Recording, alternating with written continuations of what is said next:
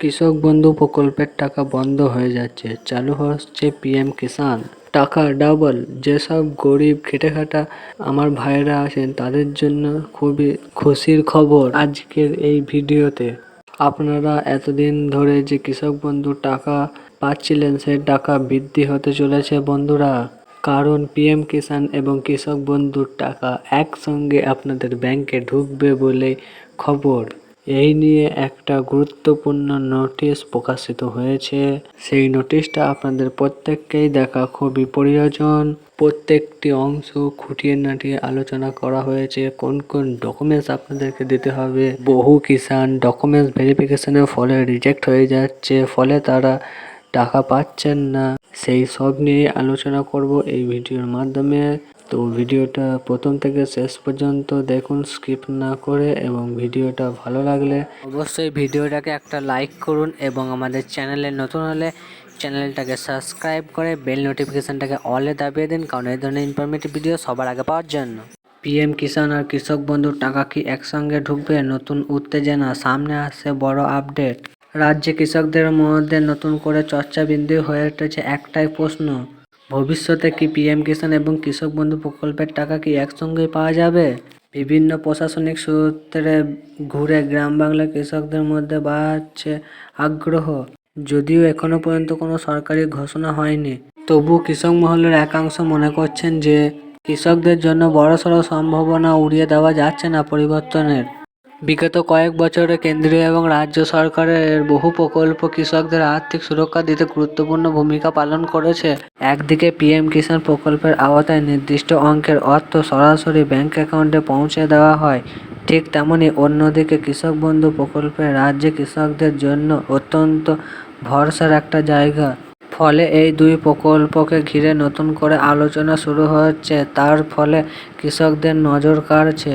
প্রশাসনিক সূত্রে জানা যাচ্ছে যে ভবিষ্যতে সরকারি অনুদান ব্যবস্থাকে স্বচ্ছ এবং নির্ভুল করার উপর গুরুত্বপূর্ণ জোর দেওয়া হচ্ছে।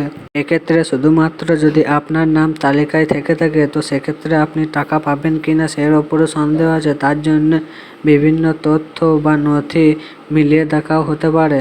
সরকারের মূল লক্ষ্য হচ্ছে যে যেসব ব্যক্তিরা প্রাকৃতিকভাবে এই টাকা পাওয়ার যাদের সত্যিকারের প্রয়োজন তাদেরকেই দেওয়া হবে। তো বেসিক্যালি বলতে পারো অনেক কাটছাট হতে পারে।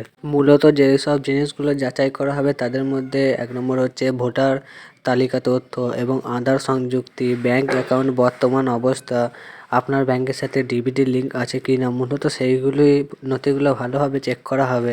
বিশেষজ্ঞদের মতে বর্তমানে অধিকাংশ সরকারি প্রকল্প সরাসরি ব্যাংক অ্যাকাউন্টের অর্থ পাঠানোর পদ্ধতির উপর নির্ভরশীল।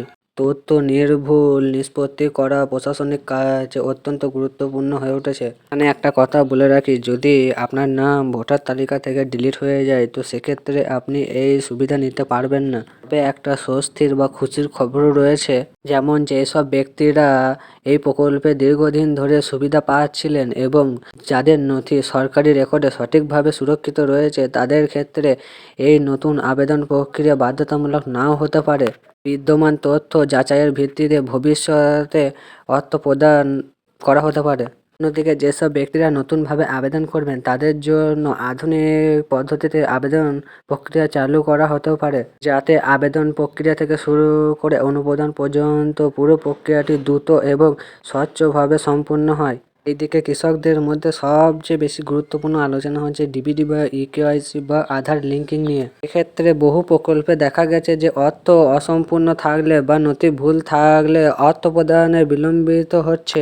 এই কারণে প্রশাসনিক তরফে উপভোক্তাদের নথি আপডেট রাখার পরামর্শ দেওয়া হয়েছে। যদি ভবিষ্যতে কেন্দ্রীয় এবং রাজ্য সরকারের তরফে সহযোগিতা প্রকল্পগুলির মধ্যে আরও সম্ভাব্য আনা হয়, তাহলে কৃষকদের আর্থিক সুরক্ষিত আরও শক্তিশালী হয়ে উঠতে পারে। যদিও এই বিষয়ে এখনো পর্যন্ত কোনো আনুষ্ঠানিক সিদ্ধান্ত সামনে আসেনি,